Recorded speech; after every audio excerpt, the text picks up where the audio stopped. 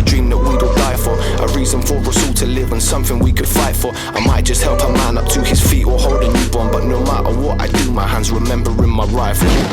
Welcome to Veteran State of Mind. I'm your host, Geraint Jones, and I'm back with a full-length episode today with fan favourite, Coach Mike Chadwick, Parachute Regiment, PT Corps, author of the Red on Red Revolution, CEO of Red on Socks and Red on Challenge app. Mike coaches potential and serving tactical athletes, trademark. So basically, he is the man when it comes to athletic coaching athletic ability, making the most of it, training people that work in anything from fire service to special forces soldiers to mixed martial art fighters. Mike has got a really outstanding depth of knowledge on this subject. We're going to cover some of that today. He's also recently kind of left the military in the last couple of years, so we're going to talk a bit about Mike's transition. We've had Mike on the podcast before. I should have looked up what the episode number was. I haven't, so apologies for that. If you just look back down the line a couple of years ago, you'll find Mike on a previous episode down there. If I remember, I'll link it in the show notes. Probably won't. I want to say a massive thank you to Zulu Alpha Straps and Combat Fuel for making this episode possible. Both veteran-owned and veteran-operated companies. Zulu Alpha Straps make watch straps for frontline operators around the world. Picture speaks 1,000 words, guys, so check out the link that I'll post down in the show notes and you can see all the different designs and stuff they've got on there. Combat Fuel, they make supplements for civilians and service people. Check them out. I use the whey protein, I use the clear protein, I use their pre-workout, I use the zinc magnesium, I use the multivitamin, I use the cod liver oil, and there's probably some other stuff for theirs I use as well. It's what I use.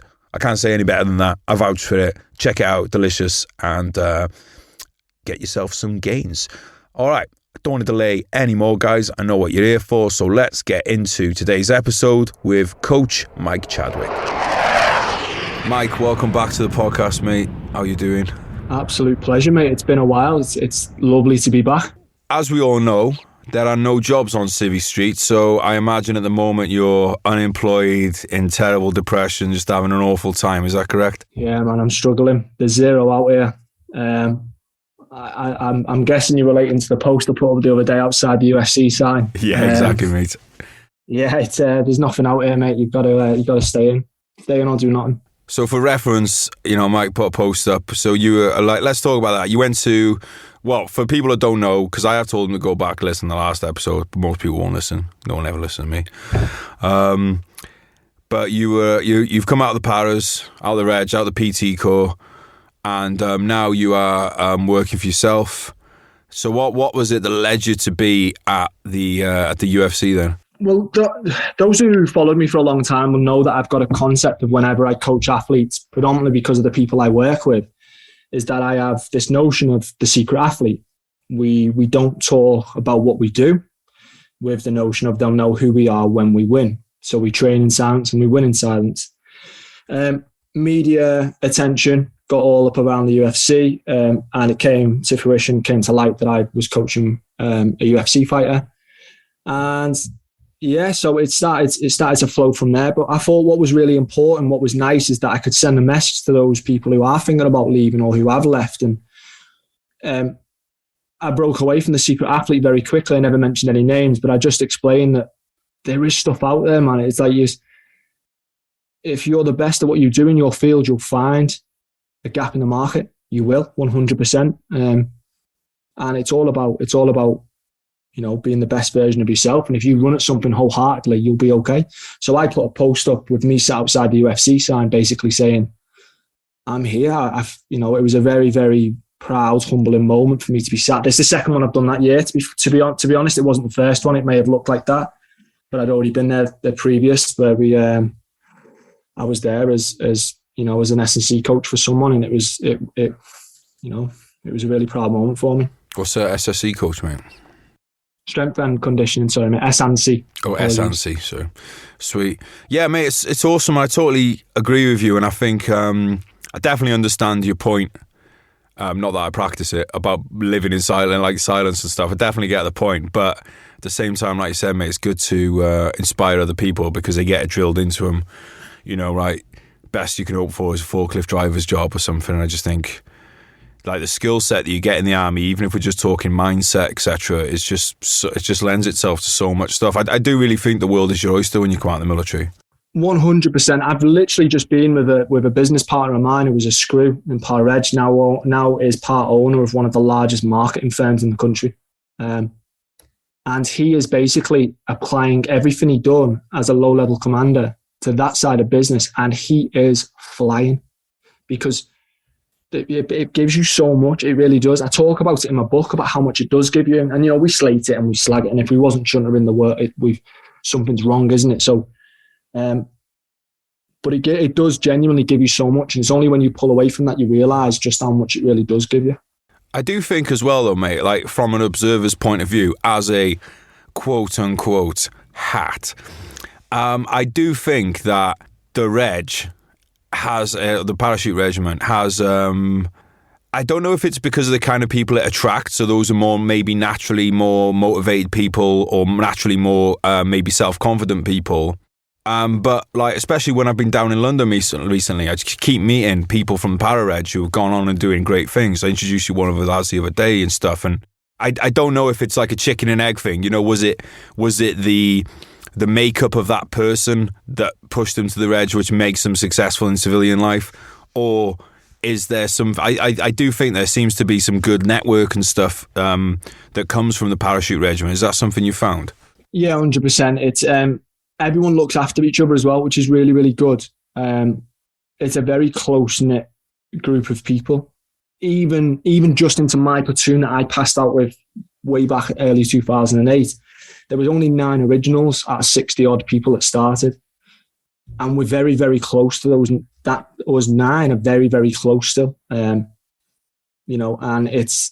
I think that's part and parcel across the whole of the regiment. So whenever you leave, whenever you look at all these old veteran groups and stuff, people still go into their own little cliques, their own bubbles from whoever they passed out with, or the section they was in Afghan, or whatever it is.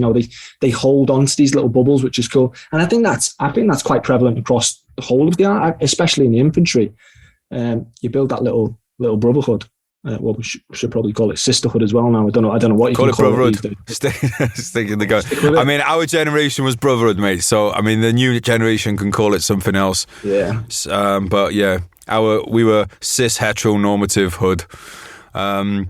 So I met a couple of lads when I was down in South Wales last weekend, and I met up with a couple of lads to get some scoff. It was great, mate. Like, you just fall back instantly into that kind of connection. And if you guys are listening, I do hate you both, but it was great to see you. So mate, like, let's talk about your transition then, because you were in the army, living the life, operational tours, PT Corps, really threw yourself into it. Like, has there been any? Let's deal with the difficulties first. Has there been anything that like has been quite hard for you since coming out of the army? Yeah. The blokes, Mr. Blokes. Unbelievably, but I played it quite smartly. I always was on my way out almost, and then I went and joined the PT Corps. So I almost put my foot half in, half out. I was in the Reg where I was away 3 weeks out of 4 every single month for years. And when I went and joined the PT Corps, I went home. Right, like I would go home on the weekends, and it was like, so I was almost stepping out. Of the door then, and I always had the get out plan. It was so the difficult part was missing the blokes. I feel very fortunate that I did that with the PT Corps. I went and had another look at life in the military, went and did something new, had something fresh, fell in love with coaching, ran at that wholeheartedly, was doing some crazy stuff with the military as a whole organisation. I was working with people who'd been in the military 3 times the time I had, and I was doing some really crazy stuff, and I was getting rewarded all the time, and it was a lovely time. Do you know what I mean? There was no bad things. Everything was really positive. I was being on like the Queen's Birthdays honours list, and in all these different citations from the PT Corps, and even back in over the Paras. It was a lovely time. So I almost went half out. So I had a really nice transition where I could understand that someone going straight from being constantly away to constantly at home very quickly would hurt. I still now miss the blokes so much, but I still obviously stay in touch with all of them. And I'm still lucky I work very closely with the military. It's not like I've come out and become a builder and just completely gone away from everything involved in the military. My job still is very much based around working with soldiers. 95% of people I coach probably are soldiers. So I'm really lucky in that sense that I've run away with that. Yeah, that's a really good point, mate. Like, I think it's one of the reasons a lot of people don't want to leave, close protection work and stuff. It's not just the money a lot of the time. I think they just can't bring themselves to break that thing with other squaddies, which, totally understand. I was like, when I came out, I was working in a gym where there was a professional rugby team there, and those lads are essentially like squaddies. And that was like the kind of half foot, half in, like you were talking about. And I think it's something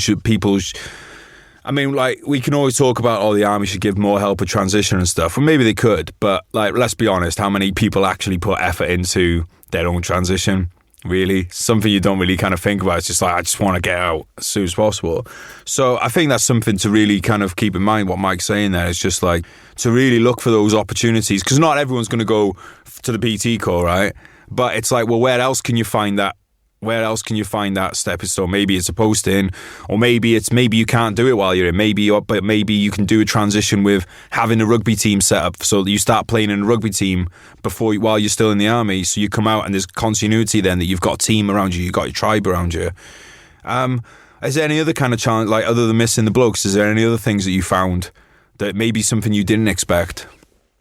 Well, when I left straight into lockdown as well. So I left straight into, I've got a little girl, and I've been with my wife for a long time, but we've never really been together, if that makes sense. We never really was like for so long together. So we spent the first going into that, when we went into lockdown, was like, wow, that hit me hard, man. I was trying to like work on my desk and trying to coach athletes in the programs of changing. Gyms were shutting all over the country. It was a nightmare of a moment for me.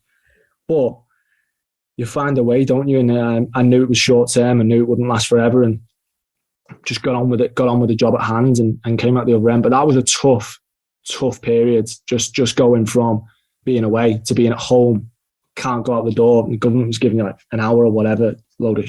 It winds me up thinking about it now. But oh, come on, mate! This is I love a good rant. I love a good rant. I won't go down that road. I tried to steer away, then I thought he's coming. You can see me eyes light up. No, but that was tough, mate. That was really tough. But other than that, I found it really easy. I'd like it, like you say, mate, I'm still working very close with the military. Still got very big connections. Social media's doing well, so I'm still talking with everyone on there, and I'm busy. So I haven't got that much. I think when you're not busy and you've got loads of time to think about it, it can get difficult. But I'm quite busy, so it's good.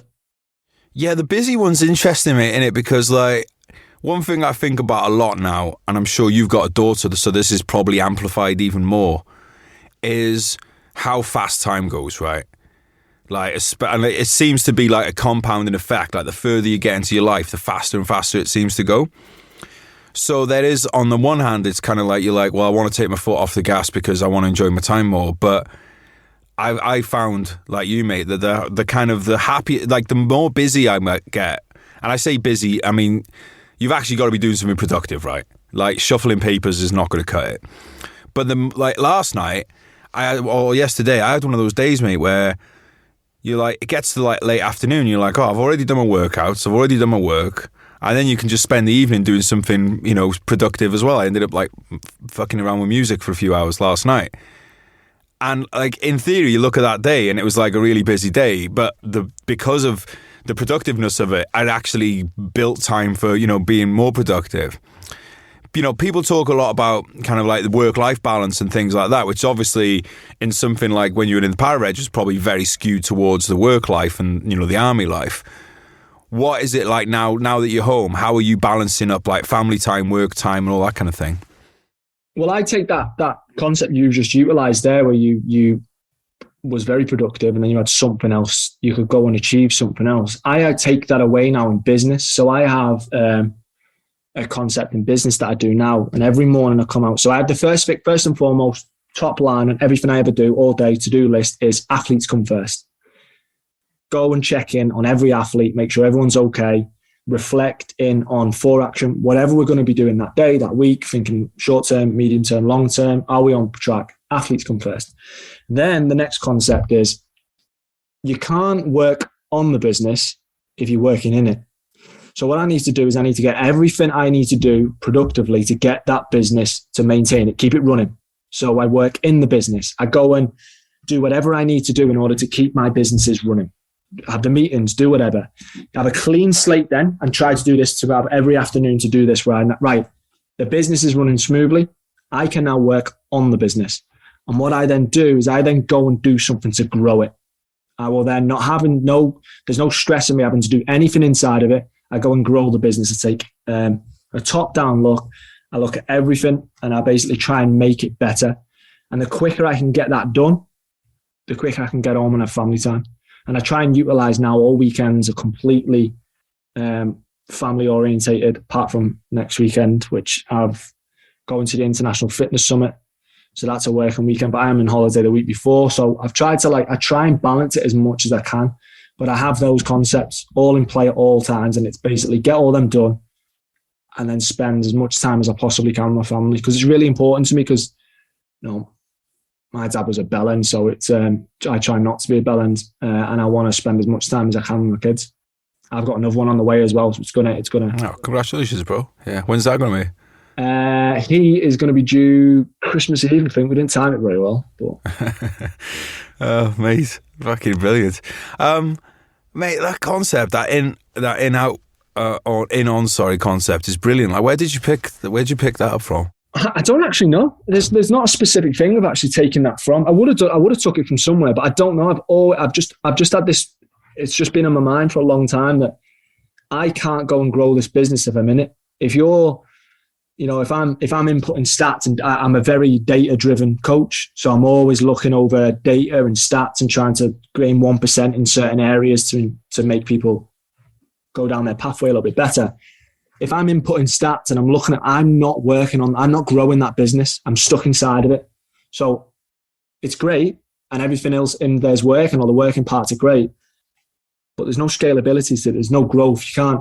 I own a sock company, for instance. If I'm there packing and selling and trying to take in it all, I'm not growing it. I'm not out there looking for new consumers or putting together new designs or looking inside the science of the socks and trying to make that sock better. All I'm doing is trying to get them out the door. So that's me. That's the difference between in and on. And that's what I try to do, man. I try to do that with all businesses that I own. I have that notion that get what you need to do when you're in it and make it the best it possibly can be. But you have to have free space and a clean slate to work on it and grow it. Mate, I absolutely love that. Really do. With stuff that you're working on the business then, because I mean, a lot of people could probably take a guess at what you're doing as the day-to-day business. Where does like your big picture thinking working on the business, so there's probably some people, let's just pull it back a little bit. There's probably some people looking at you going, oh, you were in the Reg, you did really successful there, PT Core, successful. Now you've got clients, you're going to the UFC. They're probably thinking like, well, yeah, great. Like, where do you take a PT business from there? So what are your big ideas for it? And what is the motivation behind them? The shittest part about my business is marketing. It's almost near on impossible for me to scale my business because I individualize it so much. One of my biggest takeaways of coaching is understanding the athlete, and I know how to win. But in order to do that, it swallows up an awful lot of time. That's why I have an application process to come onto the coaching. I have to ensure that person has the same mindset with me. All I want to do in life is win. There's an inherent obsession of winning, and I have to ensure the athlete buys into that as well, because otherwise they will definitely not get on with me. And I'm ruthless in the pursuit of excellence. All I want to do is find a way to get them from whatever that aim is, get them from where they are now to where they need to be. So I have an application process. What that means, though, in terms of scalability is really, really poor. So I only have a small amount of people I can take on because I can't physically put that much work in. that I haven't got that many hours in the day in order to be able to give them. So from that side of life, it's poor. There's no scalability. So working on the business for that is all about making the athletes' pathways a little bit better. So yesterday I spent half a day creating a welcome magazine. So basically every athlete that now comes on, they understand everything that I require from them, where they go now, who they're going to talk about nutrition. There's a link to that. I've just brought on a doctor who now controls everything to do with nutrition, because although I'm qualified, I'm not an expert in it. So I brought someone in who's going to be the number one, and he literally is the number one in the country. He now deals with nutrition, full breakdown of exactly what that looks like. That's me working. That does nothing for me. Not going to get me any more clients. No one's going to see it until you've signed up. But that's me working on the business to make sure that their pathway is great. So scalability is not ever going to go with that. All I'm going to do is be able to work with people that I want to work with. So the crazier the aim, the better. But then what I have done is I brought out what I was doing in that sense was I was turning a lot of people down. So again, another really poor business model. There'll be businesswomen looking at this going, what is he doing? I was, turning between 15 and 20 people down per month. And although it was really poor for money, it was poor for me as well, because I thought I can actually help these people. Just haven't got the time. So what I did is I created an app. I teamed up with one of the leading tech giants in the sporting industry, and we built an app utilizing my coaching brain and artificial intelligence in order to create bespoke pathways for everybody, minus my intervention interaction. And that has just gone crazy. The app has just gone through the roof. It's like it went into the top 100 health apps within the first 24 hours. So now what I do is I'm always trying to build that to make that as good as it possibly can be, because that can be scaled. I can take, hundreds, thousands of people on that. And because I'm getting support by a tech company that I own, I've got them all around me, all these great developers who are designing. I envision something and they just create it and put it onto a platform. It's unbelievable the way they do it. It's like Minority Report. It's crazy. So that is something that I'm trying to build and build and build. And so that's something that I can. Same with the socks. And obviously the book's done. So all and yourself, now it's all about just trying to get out there, trying to get as many eyes on it as possible, trying to get, it's audio specific and exclusive to start with. We thought that would hit our demographic. I agree. I'm a big fan of audiobooks, mate. Yeah, so that's what we did. We said, right, we're going to go with one particular and running it. And I said, well, let's do all. I got offered two publishing contracts, one by the people I went with and another by another people. But the one I went with was like, we want to run it wholeheartedly audiobook, and the others where we want to go hard copy straight away. And the way they sold it to me about demographic, they broke everything, the stats, same again, broke everything down, data, this is what we're going to do, this is where it is, this is where your listeners will lie. And I was just like, they're the ones, let's go. Yeah, mate, we'll have to talk about this off air, because I don't want to annoy anyone.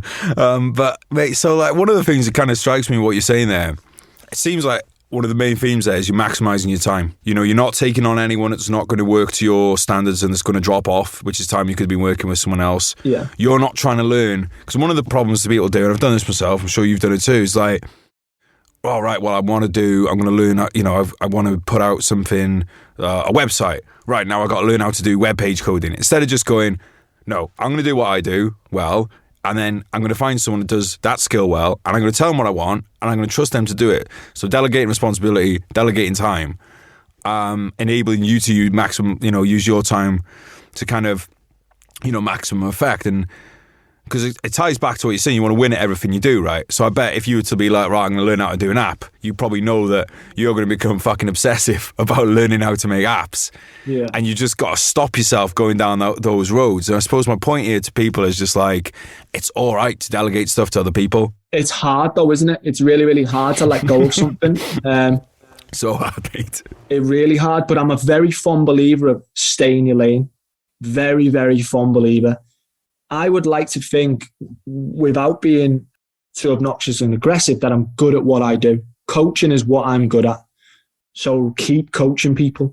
The moment I start pissing about trying to build apps and trying to build nutrition plans for people, not only am I subpar of everyone else in that industry, I'm also eating into my coaching ability, because everything has a currency of time. Again, time and effort. It's like, so if I'm doing something over here, I'm not coaching.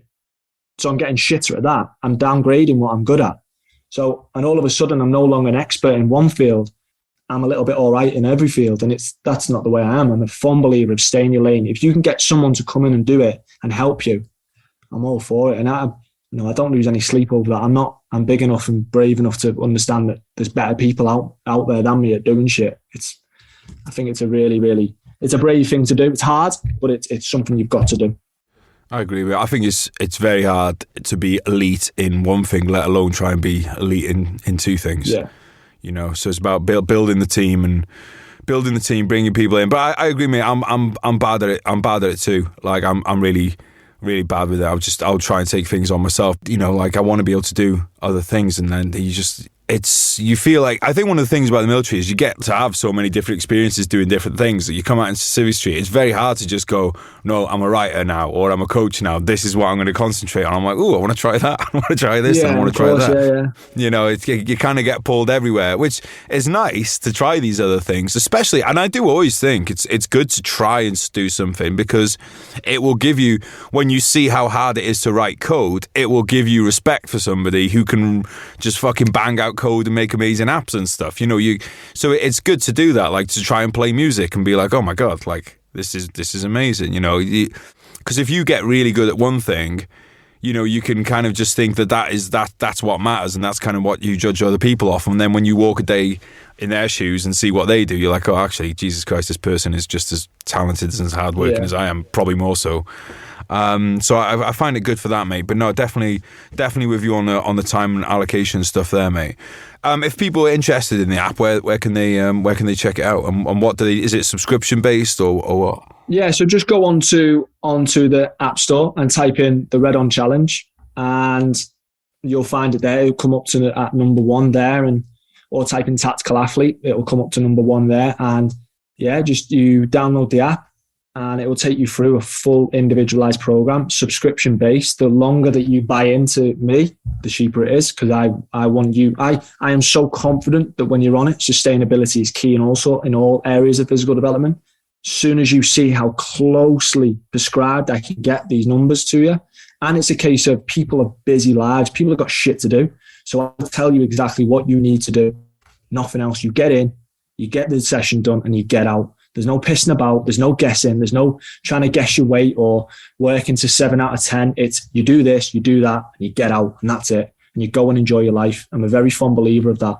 So type in the Red On Challenge on your app store. What I'll do, mate, is on the release on this, I'll provide you with 3 weeks free trial for anyone who wants to download the app. We can give the code at the end.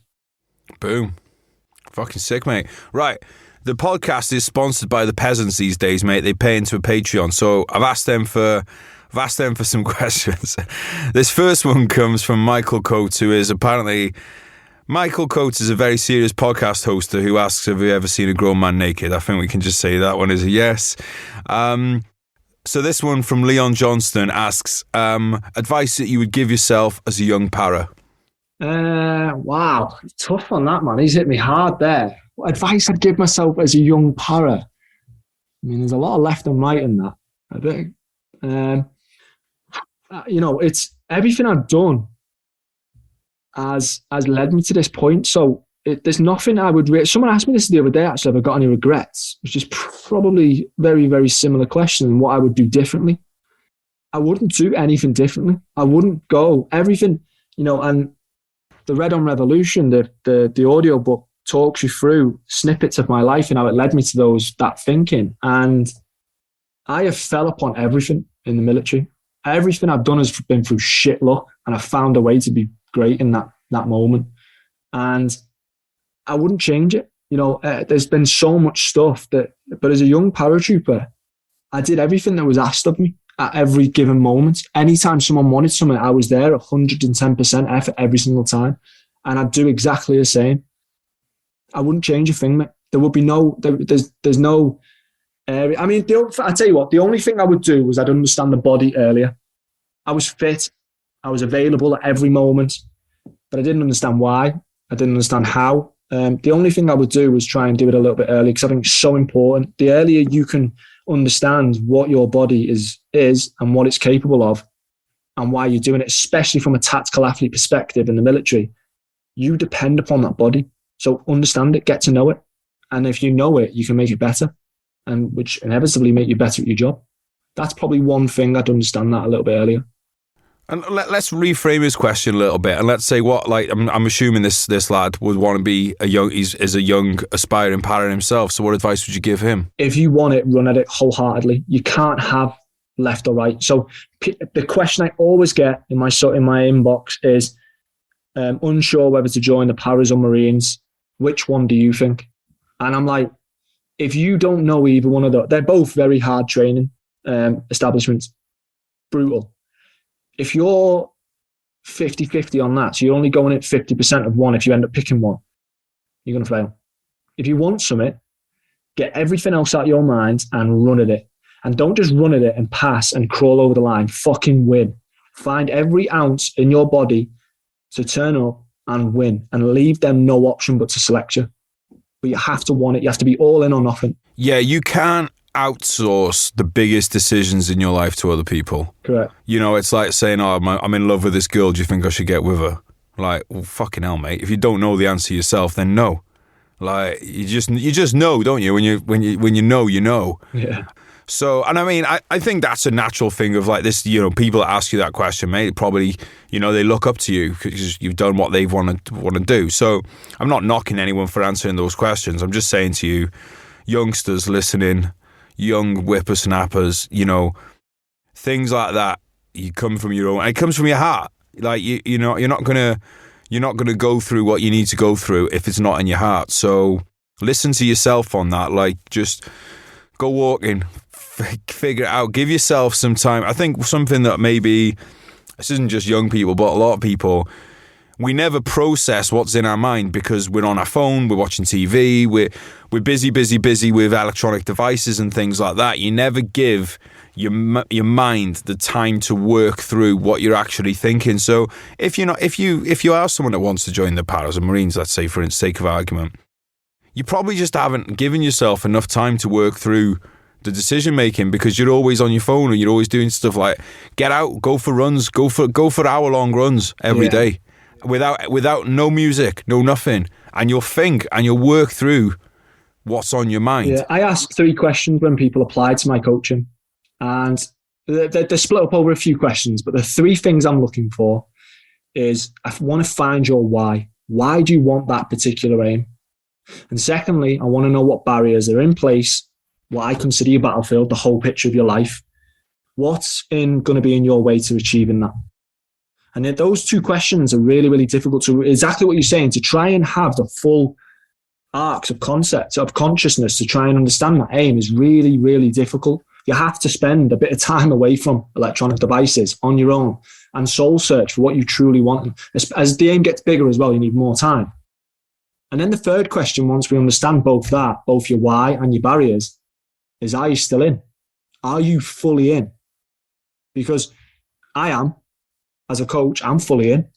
So are you fully in to do this? Because this is not going to be easy. And I'm not going to let off. The moment you sign up, the moment you want that aim, I am fully into achieving that aim. So you have to be as well. And you catch a lot of people out there. Another one that I do is I start a program on any other day but a Monday, and it breaks people, folds people in half. Right, happy that, I'll take you on, but we're starting on Thursday. And people are like, oh, can we start on Monday? I'm like, no, we start now. Let's go. We're on Thursday. And it's like people's heads fully fall off of it. And it's like they need everything. They want to push everything back and need everything aligned. And I like nice straight lines. My OCD comes out. But to catch people out, the moment we ask those questions and I go, right, well, we're starting right now, they're like, I'm like, you've just forgot about the aim already. If your mindset's on that aim and you're like, let's go, I'm in, you know straight away you've won them. You've got someone there who's going to run through walls for you. The purpose, mate, the why, which obviously is purpose. You know, why do we work? Why do we, you know, why do you want kids? Why do you do this? Why do you do that? It's all kind of like purpose driven. And I think the physical fitness, physical training, that why is very difficult for a lot of people that leave the military. Because, like, let's say when you were in school, what was the why? Well, the why was you were playing rugby, you're playing football, whatever. Then when you're in the army, what's the why? Well, you got to be fit for your job. That's the clearest why for physical training you're ever going to get. And then a lot of people, you come out, and I find this all the time, mate. And I'm someone that was a PTI. I mean, just look at me, you can tell, you know. But you know, PTI, love fitness has always been part of my life, and still is every day now. I try to do 2 hours exercise every day, but I'd be lying if I said the why is as strong as it was. And like that is. Like, for instance, you're working with tactical athletes. I imagine a lot of my very strong whys. I'm a firefighter. I'm a, you know, or maybe they want to join the paras, or they want to, they want to go do selection or something like that. They probably have very strong whys. What would you kind of say to people who, like, maybe are people that were in the army now? There's probably a lot of people listening to this who still do phys, but would admittedly say that they never hit those kind of, like, they never hit that flow state of phys where, you know, you're taking yourself to a dark place, but you're loving it. Like, how do people reconnect with that? So in a performance-based business, you need to measure. You have to measure success. So you have to have some sort of aim, some sort of thing in the long term, short term, medium term, however you want to structure it. You've got to go towards something. That's why I retest my athletes every 4 to 6 weeks, is because not only does it gives me new measurements in order to review their current ability to then prescribe new and accurate programs from. And I know now in 4 to 6 weeks, even if you've got no aim, that becomes your aim. Do you know what I mean? So in 4 to 6 weeks, I'm going to smash my back squat because I'm going to do this, this, and this. And this is the process. This is the pathway that I'm on, performance-based. There's a measurement at the end, and I'm going to smash it. Or someone just wants to run 1K, but I would always advocate find something to run at, whether you want to go and do an ultra or you just want to get back to that normal fitness that you used to be. And that's like, I want to go and do the 5K park run or whatever it is. You know, have something in the future that you can go to, that you can go and measure success, because it'll make you feel good as well. You know, if you just keep training, it's a principle of training known as accommodation, where it's monotonous volume. You have them people in the gym all the time that do the same shit day in, day out. They go and do exactly what you just said. They do 2 hours a day, but it's the same shit. They never grow. They just stay still. They just exist. There's no, in my head, I need something where I go, right, let's stop doing that. Let's do less, but we're going to achieve more, because we're going to structure it so that you can go and enjoy other parts of your life, but we're going to measure success. I'm going to show you how great you can be, because that's the aim, and we're going to run at it. And I think that's really key, especially for ex-military who've always been process driven, who've always had, you know, we go and look at our lives every day on standing on orders. So when we've got something like that we can go and run towards, soldiers eat it up. Easy work. As soon as they've got that little bit of structure back in their life, they grow outrageously. Yeah, mate, I totally agree, mate. And I mean, I definitely think as well that, like, you know, we don't underestimate the mental health that we get from having fitness in the routine. So, like, even if you just go in and doing the same time all again, it's probably still better than, you know, it's definitely better than not doing anything. And you got to take that that mental benefit into account. But short-term goals, I think, are really important. Like, just like, oh well, I've got a holiday next year. It's not going to cut it. You know, it needs to be, you know, short-term goals. I definitely find that I'm a lot more productive in the gym when it comes to that kind of thing. But and also maybe picking up a sport or something like that, so it's actually tied into something performance-based. Yeah, and that goes back to that original statement you made before about being in and around that team that you will 100% miss when you leave. You can bridge both them. You will not only continue traction with having that team, that what I deem your psychosocial element. Your battlefield is enhanced because you've got that team around you still, but you'll improve physiologically and psychologically across the board just by maintaining health and being in that team environment, still maintaining health whilst being in a team. Perfect. Yep, 100%, mate. Reese Tolan asks how to recover from competitive swimming 6 times a week and weights in the gym. You know what? I'm going to answer this one for him. Sign up to Mike's app. 3 week free trial. There you go. 6 times is a lot. So you have this in every sporting aspect, from football teams to UFC athletes. It's what I deem a holistic approach to training. So I have the 4 phases of you have physiological, psychological, tactical, and technical. As an S&C coach, let's take this guy's swimming, for example. I have no say over his tactical and technical side of his training. No say. So that's 6 days a week. His tech side, his tactical side are all going to be done in there. It's going to improve his physiological side, but it's going to dip into it. I have to somehow enhance these two. They're the most important. Like when the UFC athletes, the most important thing they do is on the mats. I will never, ever mirror something in the gym that's going to be more better for them than on the mat. Same as blokes going down the range. That's the most important thing for you. Be technically proficient at that, tactically proficient at that. Everything else will take care of itself. I then look for the 1% about how quick can I get them up on the feet to bound to the next target? Or how quick can I make an athlete in the UFC recover in between rounds on the mats? That's where I'd fall in. So from a technical and tactical side, that's taken care of 6 days a week for this guy.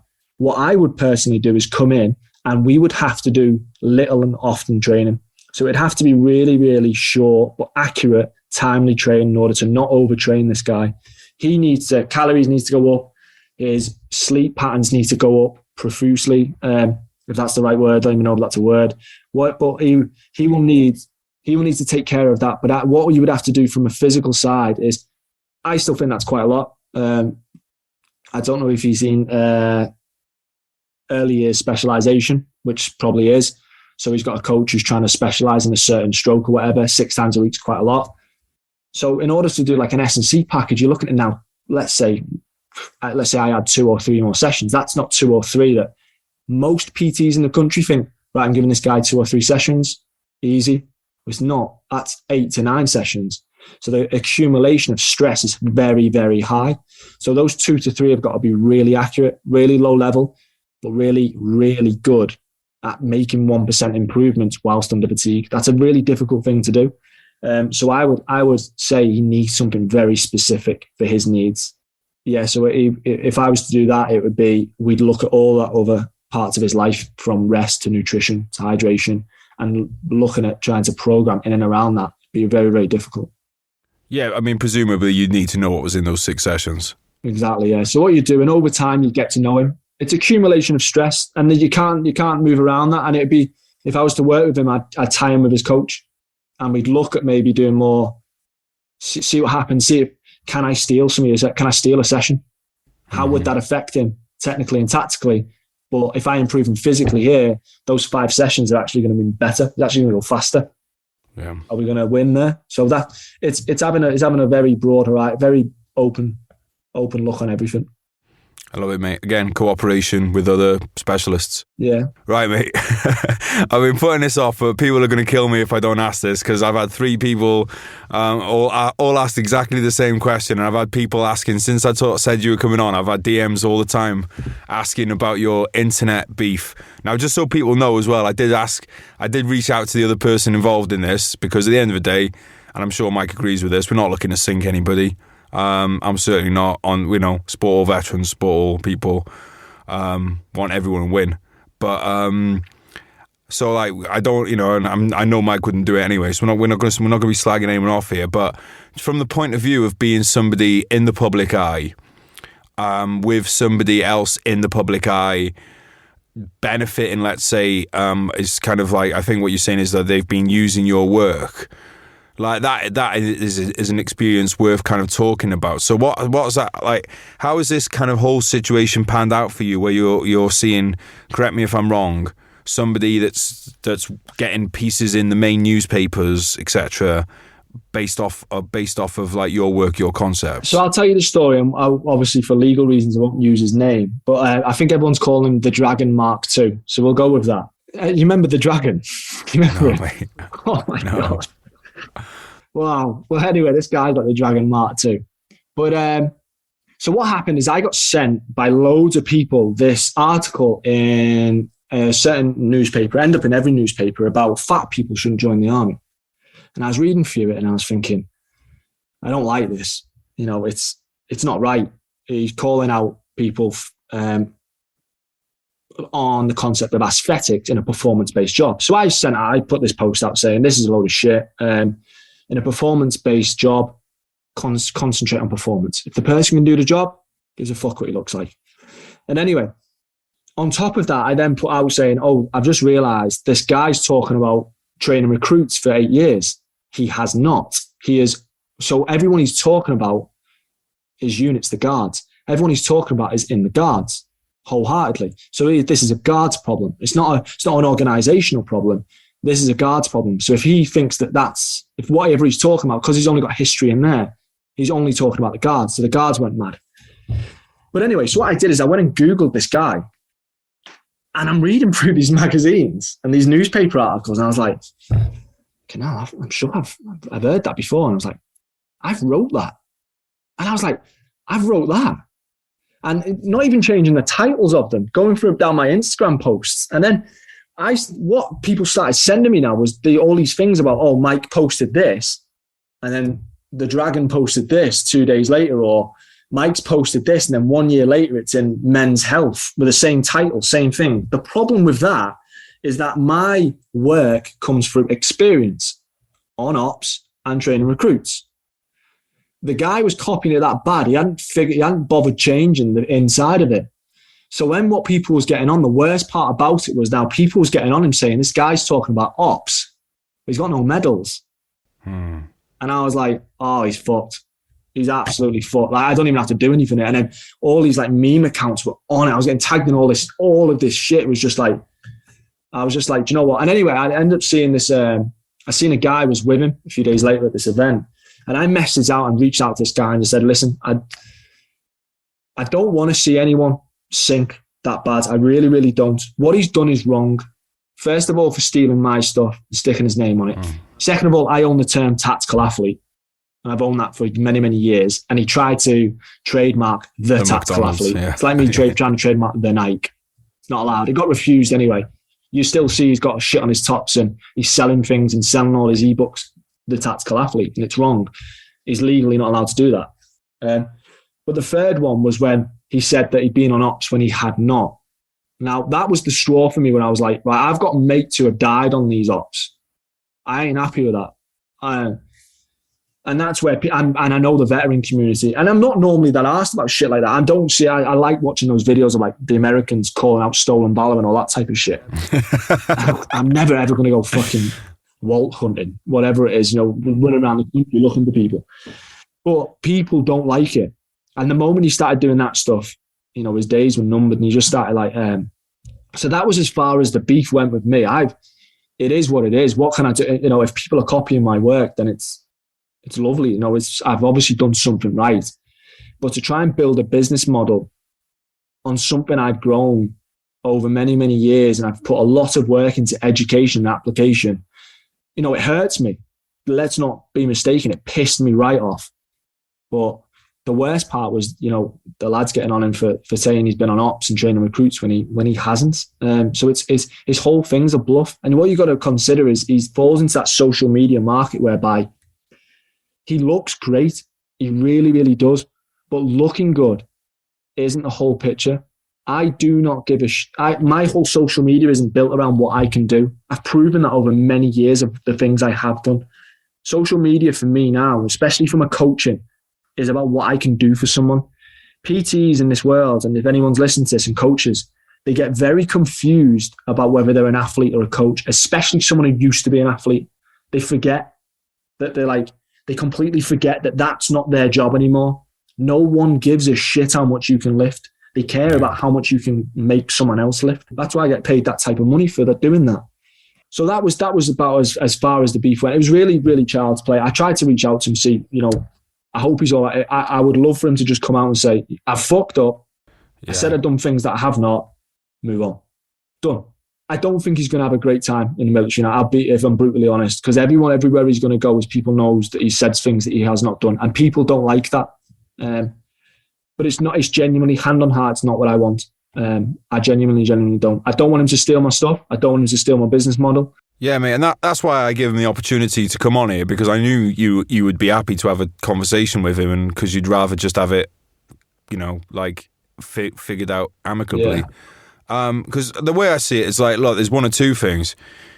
if one option is you're lying, you wrote a piece, because if you're saying you wrote the pieces, well, you lied about being on ops. And if you're saying that you didn't write the pieces, well, you're admitting that you copied them off someone else. So it's, and I do think, mate, because all of us fuck up, all of us. And especially when you're getting attention and there's a bit of money involved, then, you know, like, we're all fucking human. We all do things that later we regret. And I don't think there's anything wrong with saying and going, you know what, I fucked up, I was trying to get ahead and I did it the wrong way and I'm sorry and apologise and I hope I didn't offend anyone. I think most people just say, yeah, fair one. Anyone that's honest with themselves would say, well, I fucked up on things too, yeah, fair one. But it's when people start digging the heels in, things start to get a bit more, just things get ugly that they don't need to be. And this could be relationships, businesses, whatever. People start digging the heels in because they don't want to go, I was wrong. See it all the time in relationships, how messy divorces need to be, or divorces are that don't need to be, or anything like that, because one person or two people just don't want to go, you know what, like, we're human, we fucked up. But yeah, mate, but I do think at the same time, because this is something I feel strongly about, is when you're taking money off people for fitness, you have a real duty of care to that person. And that requires expertise, which if you don't have, you shouldn't pretend you have. Because I think people are allowed to PT at far lower of a standard. I think the PT standards across the board should be a lot higher, because you can fuck someone up so bad by giving them bad advice when it comes to physical training. Oh, mate, and unfortunately, that is genuinely what's going to happen. This guy sells ebooks. I started the conversation about how I can't scale because my whole concept is on individualization, it's knowing the athlete. And in order to write an ebook, you must be pretty clear cut. You know exactly who this is for, and you know exactly what they need. And there's no left or right. People who's doing it won't go left or right. The moment people with a low training age start guessing, shit gets dangerous. And if you're asking people to not only just start lifting in, you know, really simple movement patterns in the gym, but you're asking them to move with load on the outside and go for tabs in week one when they've not done anything before, it's scary. It makes me really, really nervous. And it's like, you know, that's where I really draw the line. It's like, and I don't like it. I genuinely don't. I think it's dangerous, and I think people will get hurt from it. But it's if that's the way people are making money, then, you know, but first and foremost, the first thing you want in all walks of life is put food on the table. And I will never, ever go at a man for doing that. Yeah, agree, mate. Right, mate, we're going to finish on a cliffhanger because you got stuff to do. Next time we have one, mate, we're going to start talking about, is mindset coachable? Is it trainable? We'll have a chat about that because we've run out of time today, mate. It's fucking flown by. Thanks so much for coming on, bro. Really appreciate it. Let everyone know where they can find you online, mate. If anyone has any further questions, want to reach out to me, I will do my utmost best to answer them. If I don't know, I will definitely know someone who does. You can get me at Coach Mike Chadwick across all social media platforms. If you're interested in programming, you can utilize the bio in there or visit coachmikechadwick.com. Failure that, you've got the app, Red On Challenge, or download the book for any sort of theory that I'm talking about into much more depth, which is the Red On Revolution, which is now actually considered as a best-selling audiobook, which is pretty cool. It's a nice feeling. So, sick, bro. Yeah, you can get that across every platform that sells them. But yeah, and you can get it for free on Audible as well. Create an Audible account, download it, get a free account, download the book, delete your account. Laughing. No, don't delete your account. Buy some books from Geraint Jones. Yeah, don't delete your account. Mate, thanks so much for coming on, bro. Let's do another one soon, mate. We got loads more to talk about. Thanks so much for your time, bro. Appreciate it, and have a great evening. You too, mate. Pleasure. Thanks, mate. Sold a dream to all of us, a dream that we'd all die for, a reason for us all to live and something we could fight for. I might just help a man up to his feet or hold a newborn, but no matter what I do, my hands remembering my rifle.